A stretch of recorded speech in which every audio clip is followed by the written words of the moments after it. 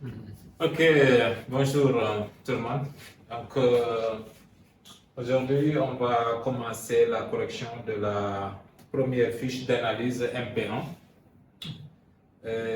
L'exercice 1 donc, demande de montrer que la limite de ln de x sur x en plus l'infini égale à 0 est exponentielle de x sur x en plus l'infini, c'est plus l'infini. Ensuite, la limite de 1 plus a sur x, le tout exposant x, c'est exponentielle de a. Donc, sans pour tarder, on va commencer la correction. Voilà. Donc, premièrement, on va montrer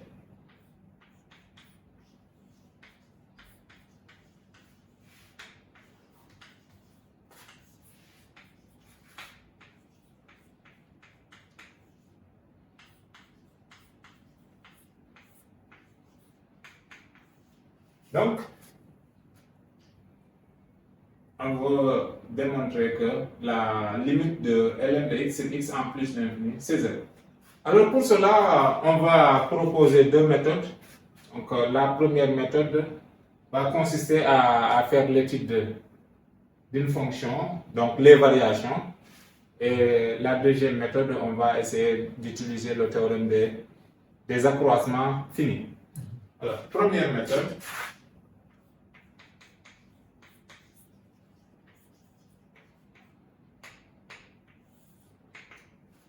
Alors, comme on s'intéresse à la limite en plus l'infini, donc on peut prendre x supérieur à 1 pour étudier la fonction qu'on va considérer.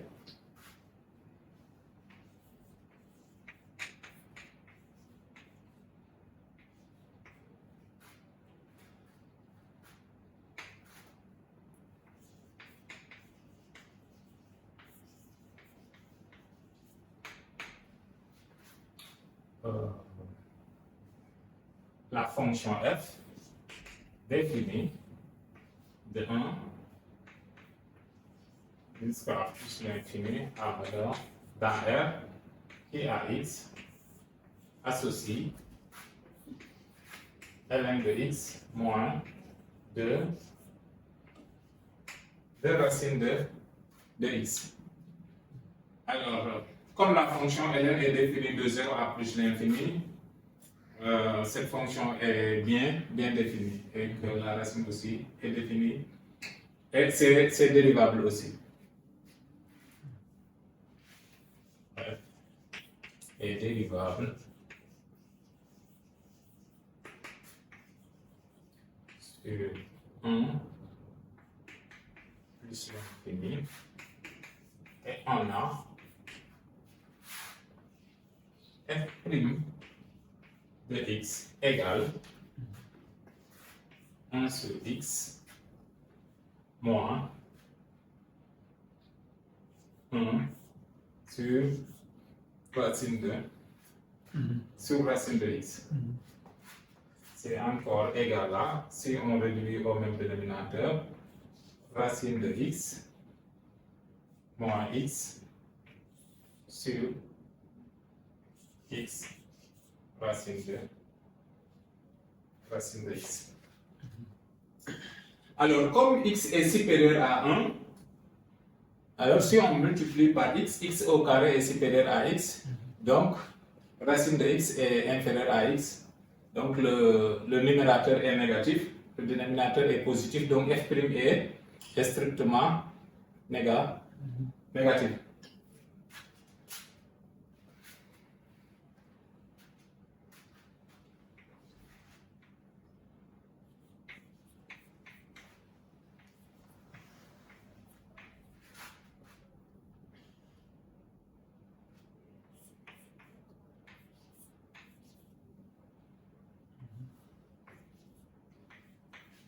Et donc, ça entraîne à son tour racine de x moins x inférieur à 0 et f' de x est négatif, quel que soit x supérieur supérieur à 1. Donc, FE est strictement décroissante sur l'intervalle 1 plus l'infini. Donc, F est strictement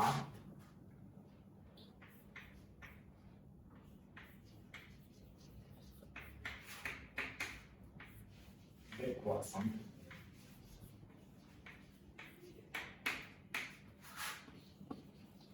sur moins 1 sur 1 plus l'infini. D'accord? Ainsi, quel que soit x supérieur à 1, on a f de x qui est inférieur à f de 1. D'accord? D'accord? Or, f de x inférieur à f de 1 implique f de x est là, implique ln de x moins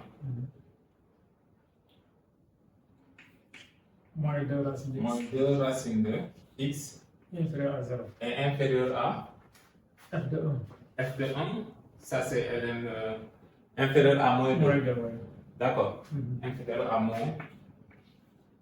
moins 2. Donc on peut transposer là-bas. Ça entraîne ln de x inférieur à racine de x moins 2. C'est ça. Il y a 2. Voilà. D'accord. Alors, comme x est supérieur à 1, ln de x aussi est positif. Puisque x est supérieur à 1, on a aussi ln de x qui est supérieur à 0. Donc,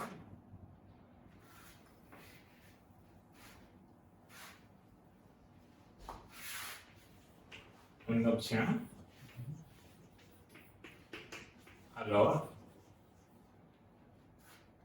0 inférieur à ln de x qui est inférieur à 2 racine de x moins 2, d'accord, inférieur à 2 racine de x moins 2, quel que soit x supérieur à 1. Et comme x aussi est supérieur à 1, si on multiplie par x, l'inégalité ne change pas. 0 est inférieur à ln de x sur x qui est inférieur à 2 racine de x moins 2 sur x, quel que soit x supérieur à 1. Et on calcule cette limite-là en plus l'infini qui vaut 0. D'accord. Ouais. Comme limite lorsque x tend vers plus l'infini de 2 racines de x moins 2 sur x égale à 0. Alors, d'après le théorème de Jean-Darmon,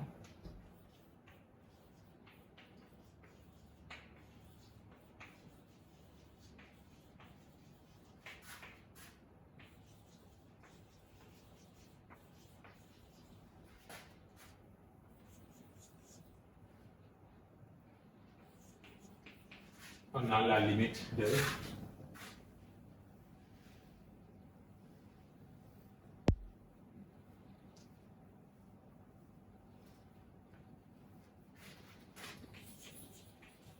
limite lorsque x tend vers plus l'infini de ln de x sur x égale à 0. D'accord.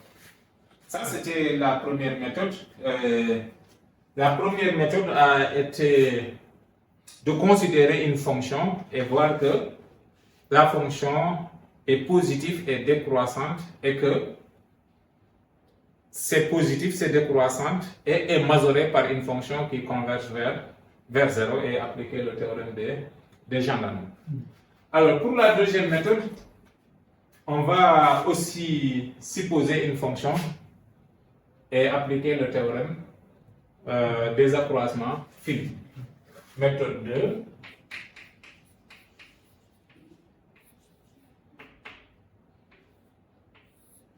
Toujours, on suppose x supérieur à 1.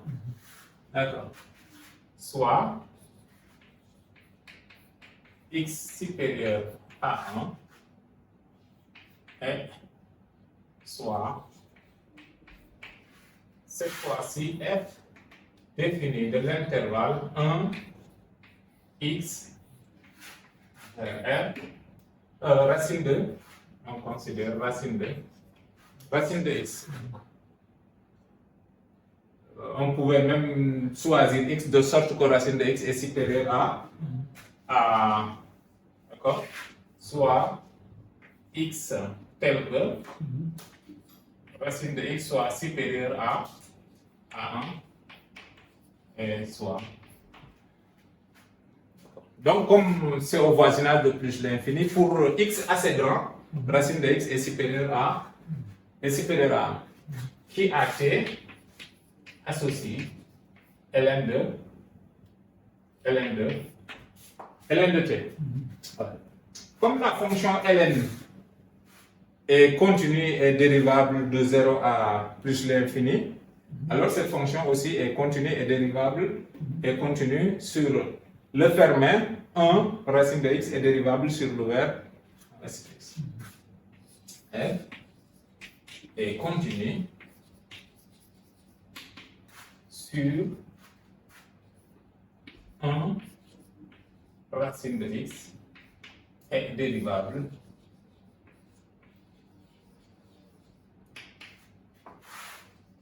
sur l'ouvert 1 racine de x. Donc, d'après le théorème des accroissements finis, il existe alors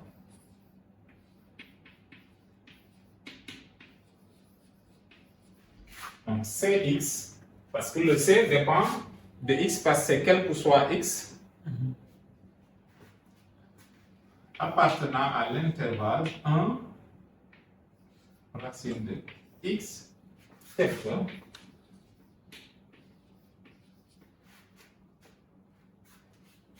là, ici, c'est f de racine x. voilà, hein, F de racine x moins voilà, f de racine de x, f de racine de x moins f de 1 soit égal à racine de x moins 1 f' de cx.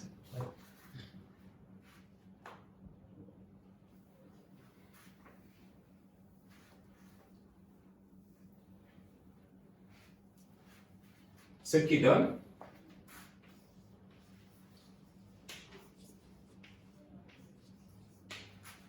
alors f de racine de x c'est ln de racine de x. ln de racine de x ln de 1 c'est 0 égal à racine de x moins 1 sur cx. Parce que la dérivée de ln c'est 1 sur x. Et on utilise le fait que cx est dans cet intervalle-là. Là aussi, on peut voir que c'est 1 demi ln de x. Ou bien, ou encore 1 demi ln de x est égal à racine de x moins 1 sur cx. Or, 1 inférieur à 1 inférieur à Cx qui est inférieur à racine de x implique 1 sur racine de x inférieur à 1 sur Cx qui est inférieur à 1, ce qui entraîne, si on multiplie par racine de x moins 1, entraîne racine de x moins 1 sur racine de x est inférieur à racine de x moins 1 sur Cx qui est inférieur à Oui. Et racine x moins 1. racine de x moins 1. Voilà. Racine de x moins inférieur à racine de x moins 1. Et là, c'est égal à 1 demi de ln de x. 1 demi de ln de x. D'accord? Et ça, c'est positif. D'accord? Ouais. On obtient alors, on a alors 0 qui est inférieur à 1 demi ln de x qui est inférieur à racine de x moins 1. Et là, on peut diviser par x qui est supérieur à 1 et calculer la limite.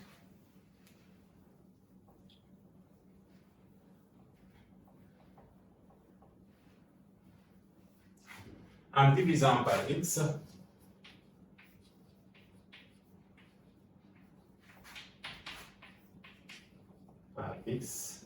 qui est supérieur à 1, on a 0 inférieur à, on peut mettre ln de x sur 2x qui est inférieur à racine de x moins 1 sur X. x. Et aussi là, on peut encore appliquer le théorème des Adam. D'accord. Donc ça implique 0 inférieur à ln de x sur x en multipliant tout par 2 qui est inférieur à 2 racine de x moins 2 sur x. Donc c'est la même chose que ce qu'on avait au départ. Donc finalement,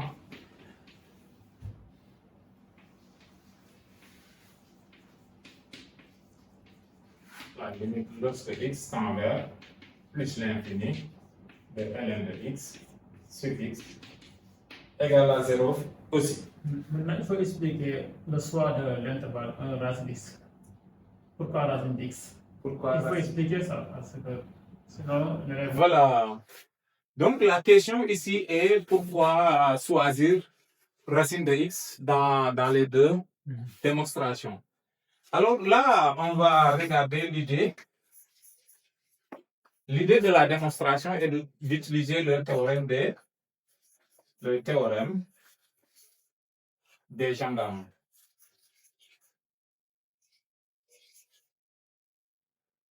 Donc, il nous faut avoir une fonction u de x qui est inférieure à ln de x sur x qui est inférieur à v de x avec,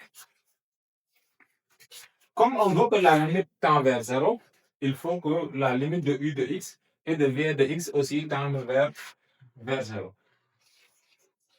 Limite lorsque x tend vers plus l'infini de u de x égale à la limite lorsque x tend vers plus l'infini de v de x égale à 0. Donc, si on arrive à choisir deux fonctions comme ça, avec cette limite-là, c'est 0, ça va marcher.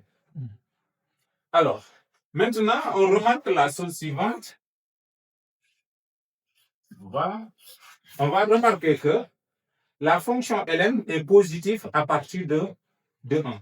Donc, quel que soit x supérieur à 1, ln de x est supérieur à est supérieur à 0, c'est une fonction positive. Si on divise par x, on obtient une fonction positive aussi. Ça va entraîner ln de x sur x positive, quel que soit x supérieur à 1. Donc, c'est cette remarque qui fait qu'on choisit le x supérieur à 1 pour travailler avec des fonctions positives. Et dès qu'on sait que la fonction ln de x sur x est positive, en fait, c'est facile de choisir u. Donc, on choisit u de x égale à 0, quel que soit x dans 1 jusqu'à plus l'infini. Maintenant, il reste le choix de v de x. Et là, on voit que dès qu'on a une fonction qui est dominée par x, la limite va tendre vers 0. Donc, trouver une fonction, le choix de v, c'est si on trouve une fonction k de x telle que la limite lorsque x tend vers 0, vers plus l'infini, de k de x sur x égale à 0. Donc, on aura le bon choix de v. Ouais. Et ici, on sait que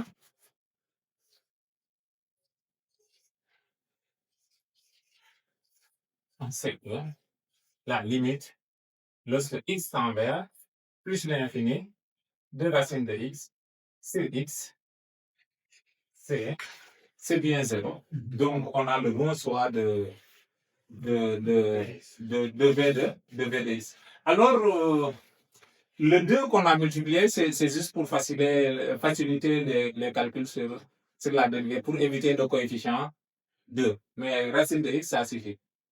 Voilà, donc c'était ça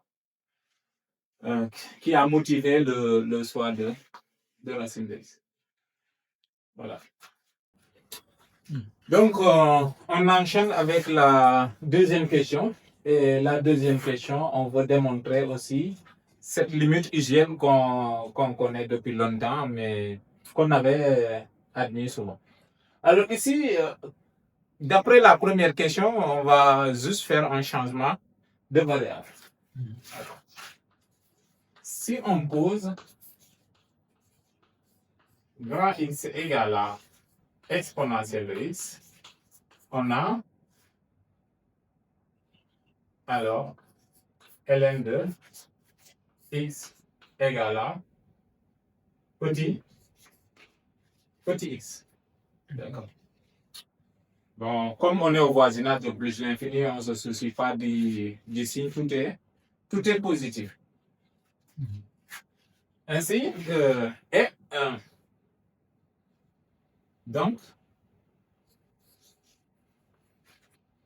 exponentielle de x sur x est donc égal à grand X sur ln de grand X, c'est aussi égal à 1 sur ln de x sur x. D'accord. Or, petit x tend vers plus l'infini entraîne aussi grand X qui tend vers plus l'infini.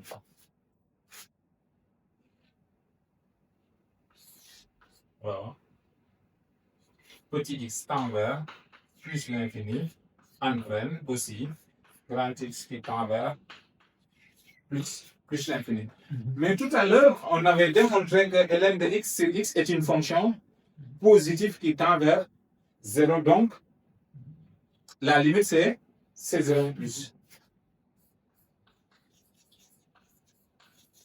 Puisque, alors, ln de x sur x est supérieur à 0, quel que soit x supérieur à 1, et la limite, lorsque x tend vers 0. On met grand X quoi. Hein? Bon, c'est ce qu'on avait utilisé. On avait montré que ça, c'est une fonction positive et que sa limite, c'est 0. De ln de x sur sur x égale à 0. Donc, ce 0-là, c'est ton 0 plus. X tend vers plus l'infini. X tend vers plus l'infini. Donc, le 0 est un 0 plus puisque la fonction est positive. Donc, finalement, ici, on a la limite, c'est 1 plus 1. D'où on a la limite lorsque grand X tend vers plus l'infini de 1 sur ln de x sur x, c'est égal à, c'est un 1 sur 0 plus, c'est égal à plus l'infini. Voilà. C'était ça la deuxième question. C'était de remarquer que ln de x sur x est une fonction positive au voisinage de plus l'infini, donc la limite c'est 0 plus. Et ce qui permet de conclure que la limite c'est plus l'infini. Donc lorsque x tend vers plus l'infini, de 1 plus a sur x exposant x, c'est égal à exponentielle de a. Ici aussi, on peut faire un changement de variable pour utiliser aussi des fonctions visuelles. Pour cela, posons grand X égale à 1 plus a sur x. On a petit x égale à a sur grand X moins 1. Donc, on fait de petits calculs pour trouver ça. Ce qui implique